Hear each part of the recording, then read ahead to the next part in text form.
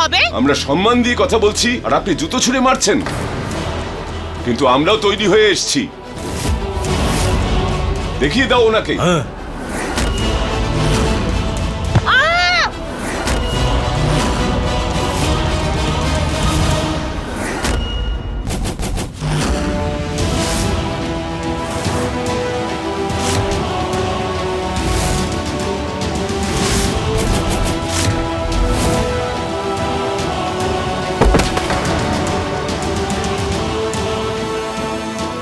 খবরদার বলছি, কেউ যদি মায়ের দিকে এগিয়েছো তুমি। আরে আমি তো বলছিলাম যে আমি ভালো আছি, খুব ভালো আছি, সুরক্ষিত আছি। যে সন্দেহের আঙুল তুলেছেন না, সেই সন্দেহ দূর করে দেব। অভয় বাবু, ব্যাস এটুকুই বলার ছিল মিডিয়াকে। এবার আপনি ওনাদের চলে যেতে বলুন। মা আজই হসপিটাল থেকে এসেছে, আজকের জন্য এইটুকুই। মিডিয়া যেতে পারে এখান থেকে। যান এখান থেকে।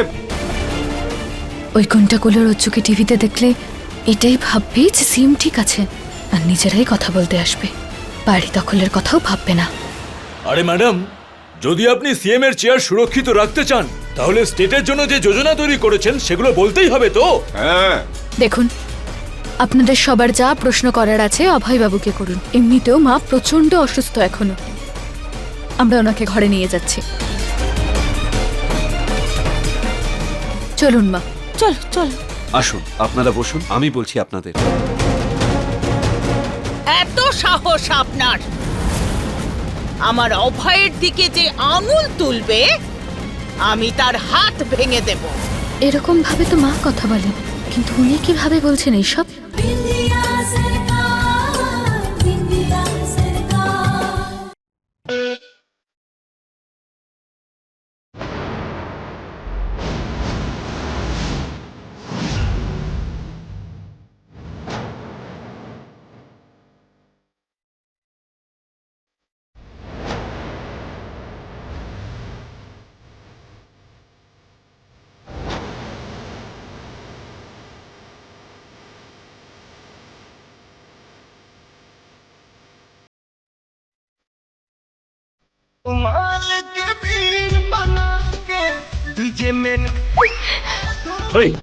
কি করছো কি এটা?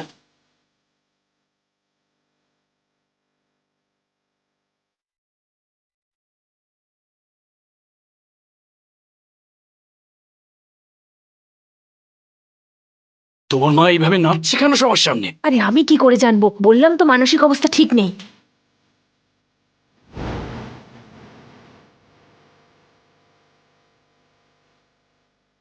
মা, এটা কি করছো তুমি? ছেড়ে দাও না।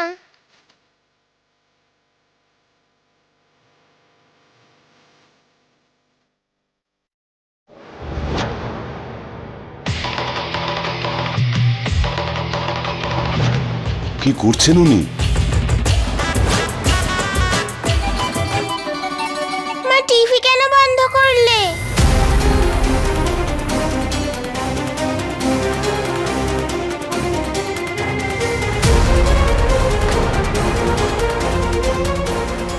মা, মা আপনি ঠিক আছেন তো?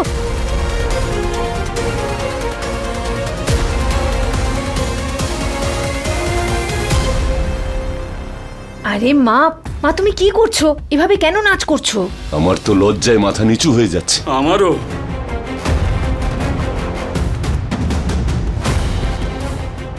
মনে হচ্ছে আমাকে এবার সবটা বলতেই হবে।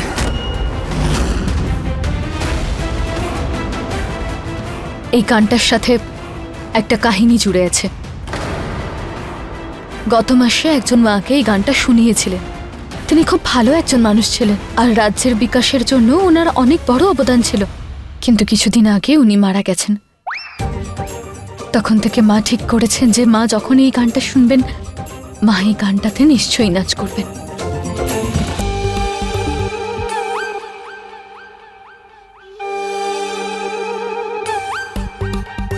হ্যাঁ হ্যাঁ হ্যাঁ, এই যে আপনারা নাচ দেখলেন, এটা কিন্তু নাচ ছিল না, এটা একটা শ্রদ্ধাঞ্জলি সেই সেই সমাজসেবী মহিলার জন্য যে রাজ্যের জন্য এত কিছু করেছে।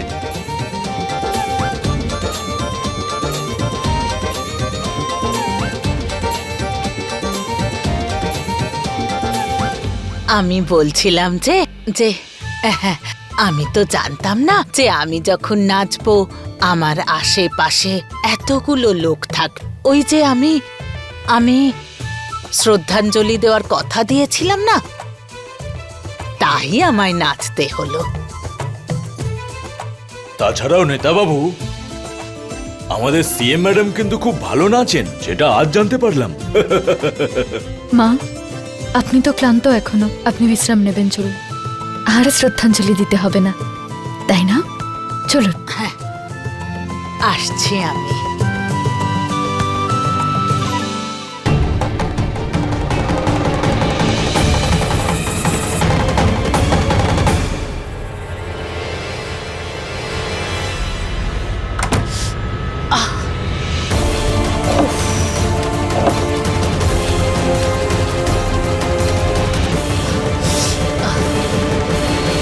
বিন্দিয়া, কোন হসপিটালে রেখেছো মাকে? আমি দেখা করব মার সাথে। আমি নিয়ে যাচ্ছি আপনাকে মায়ের কাছে, চলুন।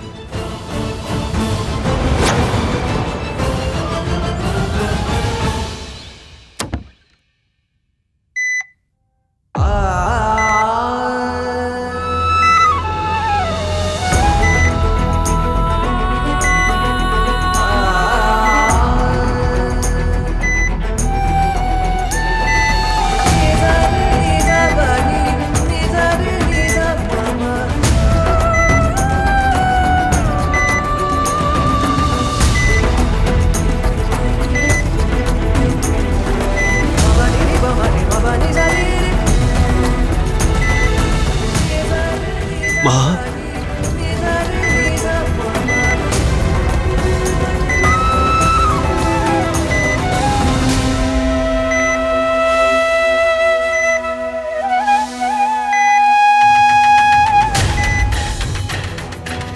যে ডক্টর মায়ের খেয়াল রাখছেন তিনি ভীষণ ভালো আর অনেক ভরসারও মানুষ। উনি কখনোই কথাটা বাইরে যেতে দেবেন না যে আসল সিএম এই হাসপাতালে আছেন। Thank you.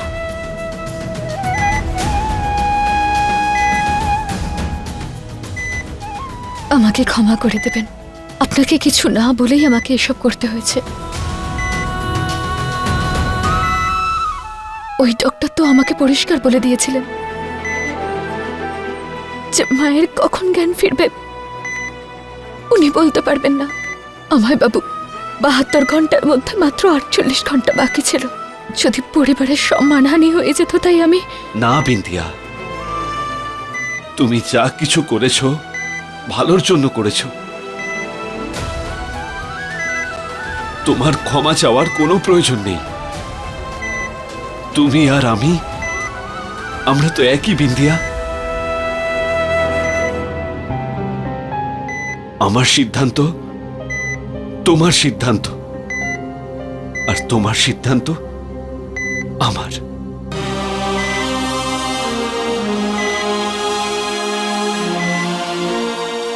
এবার শুধু ওই মহিলা ওদের সঙ্গে দেখা করুক যাদের কাছে আমাদের পরিবারকে বদনাম করার প্রমাণ আছে। বিন্দিয়া, বলো বিন্দিয়া, ওই মহিলা এটা করতে পারবে তো? ভগবানের উপরে ভরসা রাখুন অভয় বাবু। রাজ্যকে শুধু মা হয়ে ওদের সাথে দেখা করতে হবে, আর আর তারপরে সব ঠিক হয়ে যাবে।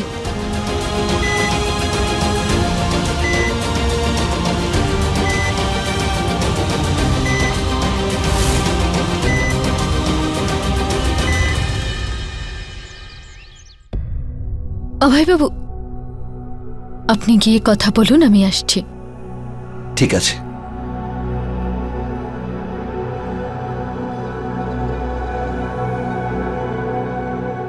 মা কোথায়? রানী এখন কাজে ব্যস্ত, কিছু কাজ থাকলে আমাকেই বলতে পারো। আমার ওনার সঙ্গেই দরকার আছে, চলো।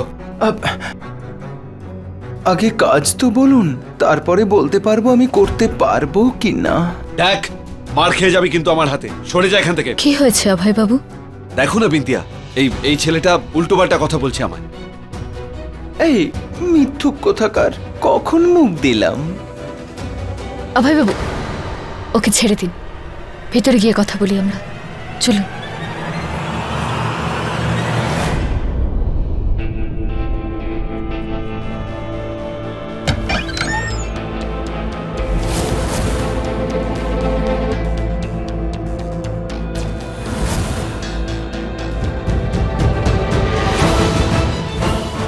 অভয় বাবু,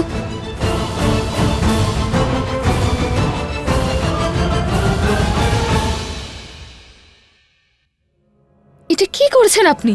এই মেয়ে, তোর শাশুড়ির কালেকশন না দারুণ দারুণ, পরে দেখছি।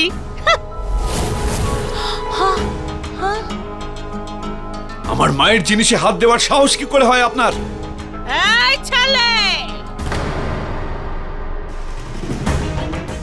এই ছেলে, মা বানিয়ে নিয়ে আসবি আর মায়ের জিনিসপত্র ছুতে দেবি না? এই রাগ না অন্য কাউকে দেখাস। আরে রাখ, নে রাখ তোর গয়না তোর কাছে।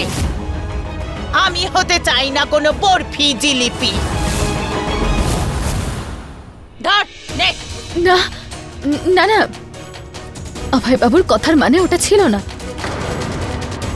এখন আপনি বাড়িতে মা হয়ে থাকবেন, তাহলে তো স্বাভাবিকভাবেই আপনি ওনার জিনিসই ব্যবহার করবেন। কিন্তু এই শাড়ি গয়না একসাথে, আর এই অনুষ্ঠানের সময় পরার মতো একটা দামি শাড়ি আপনি ঘরের মধ্যে পরেছেন, আর এই অদ্ভুত মেকআপ। আরে মেকআপ করলে না আমি আরো বেশি সুন্দরী হয়ে উঠি। আমাকে শেখাস না যে কি করে মেকআপ করতে হয়।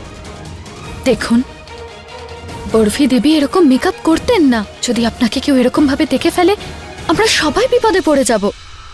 মা, তাই জন্য ভেতরে আছো নাকি? আরে কখন থেকে ডাকছি তোমায়। মা, ও মা। মেয়েটা আবার আসলো।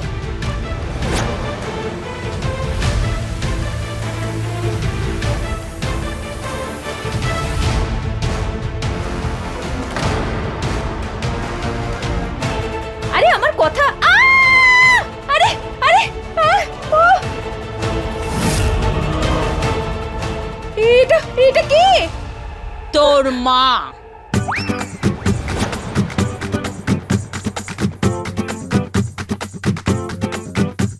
মায়ের কি হয়েছে? আরে দিদি, ডক্টর ওষুধের সঙ্গে সঙ্গে আরো অন্যান্য কিছু ওষুধও বলেছে। এই পাউডারটা এভাবেই লাগিয়ে রাখতে বলেছেন উনি। ডাক্তারেরও মাথা খারাপ হয়ে গেছে। আচ্ছা মা, বাইরে ওই লোকগুলো সব চলে এসেছে। অনেক লোক নিয়ে এসেছে, খুব ঝামেলা করছে। আরে আমার স্বামী আটকানোর চেষ্টা করছে, কিন্তু মনে হচ্ছে না যে পারবে। মা, মুখটা মুছে এসো। আমিও ভয় পেয়ে গেছি, ওরাও ভয় পেয়ে যাবে। পরিষ্কার করো আমাকে। আরে এদেরকে আটকে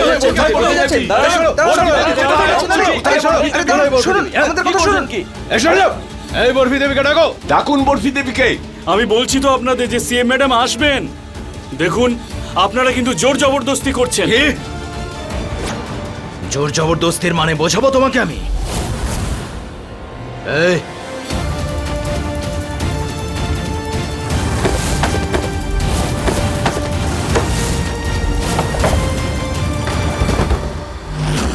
এই এই এই করো না এসব। কি করব? আমি তো ওনাকে বলতেই পারিনি যে এখন ওনাকে কি করতে হবে। ইন্ডিয়া, তুমি ওনাকে রেডি করো, আমি গিয়ে ততক্ষণ সামলাচ্ছি। ওদের সবার সামনে আমরা শুধু এনাকে বসিয়ে রাখবো।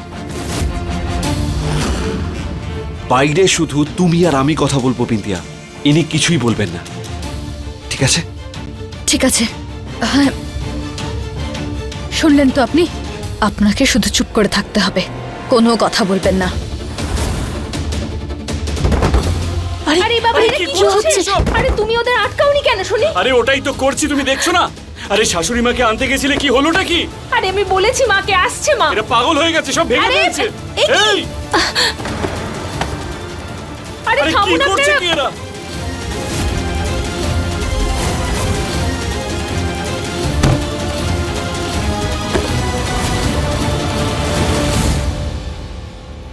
আটকাও এদের।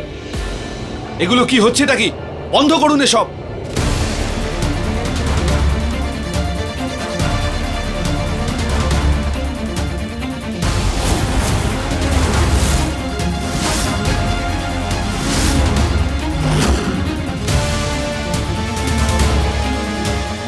এইসব বন্দুক নিয়ে বাড়িতে আসার মানেটা কি? হ্যাঁ, লাইসেন্স আছে অভয় বাবু, যেখানে খুশি নিয়ে যেতে পারি আর ব্যবহারও করতে পারি। আগে ডাকুন আপনার মাকে, কথা বলে দেখি, তারপর ভাববো যে ব্যবহার করব কি না। বরফি দেবী এখানে।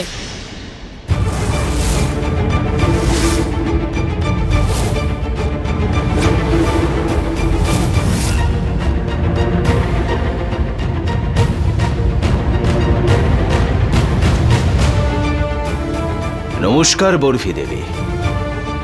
নমস্কার। আপনার ক্যাম্পেইনের জন্য যখন আমি টাকা দিয়েছিলাম তখন আমার আর আপনার মধ্যে ডিল হয়েছিল, আর আজ আপনি সেই ডিল থেকে সরে যাচ্ছেন, তাহলে ওই কাগজটা আমি কি করব? আপনিই বলুন, ওই কাগজটা আমি মিডিয়াতে দিয়ে দেব নাকি তার পোস্টার ছাপাবো? আর আপনাদেরকে রাস্তায় নিয়ে আসার কাজ পার্টির লোকেরাই করে দেবে।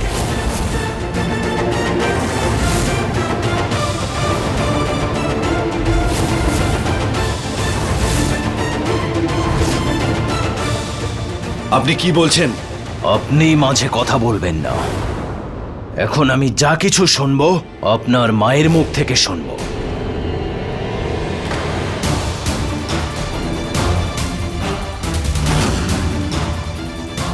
আমি আমার ডিল থেকে পিছু হটে যাইনি।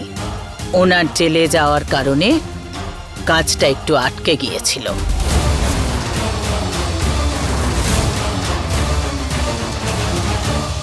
পার্টির পরিবেশও বদলেছে।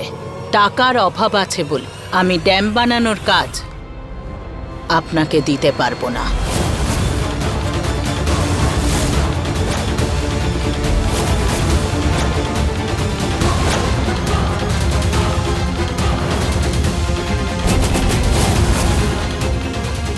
রজ্জ এই কথাগুলো কি করে জানলো?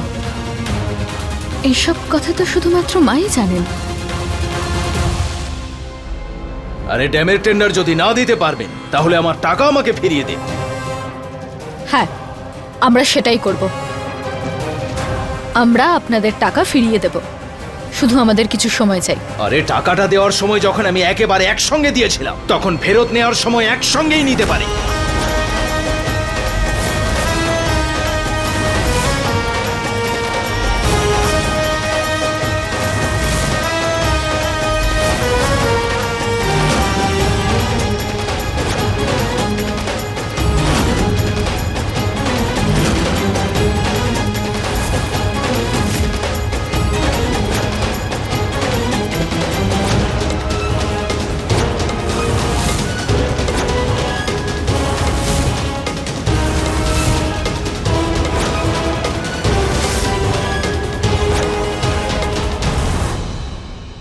এত বড় সাহস আপনার!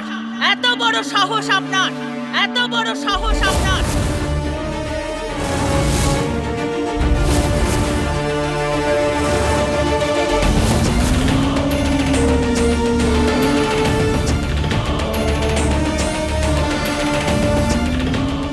আমার অভয়ের দিকে যে আঙুল তোলে আমি তার হাত ভেঙে দিই।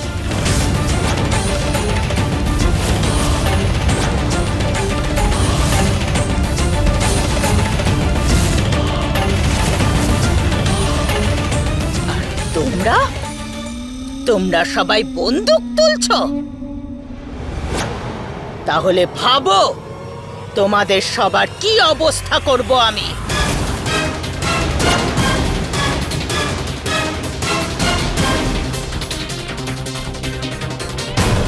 আরে আমরা আপনার এই সব হুমকি শুনে ভয়ে এখান থেকে কিন্তু চলে যাচ্ছি না। এমনি এমনি যেতে বলছি না, খেলে যেতে বলছি। খেলা?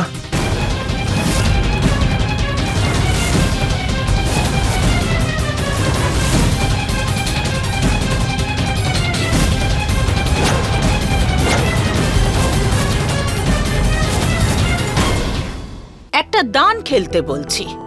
যদি তোমরা যেত তাহলে যতটা দেওয়ার তার 3 গুণ দিয়ে দেব, কিন্তু যদি আমি জিতি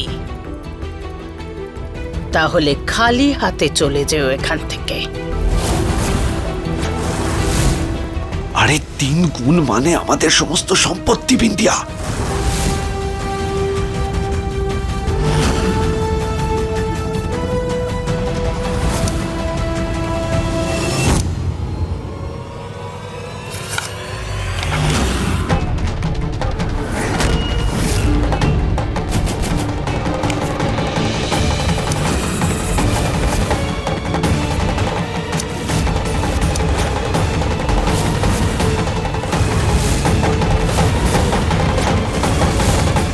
জিতে গেছি।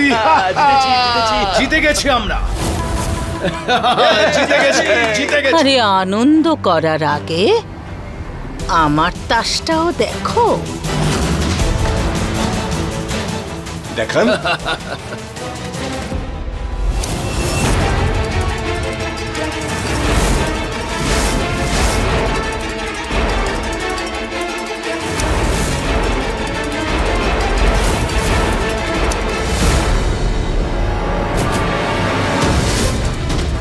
এ কি, এ তো খেলা ঘুরে গেছে।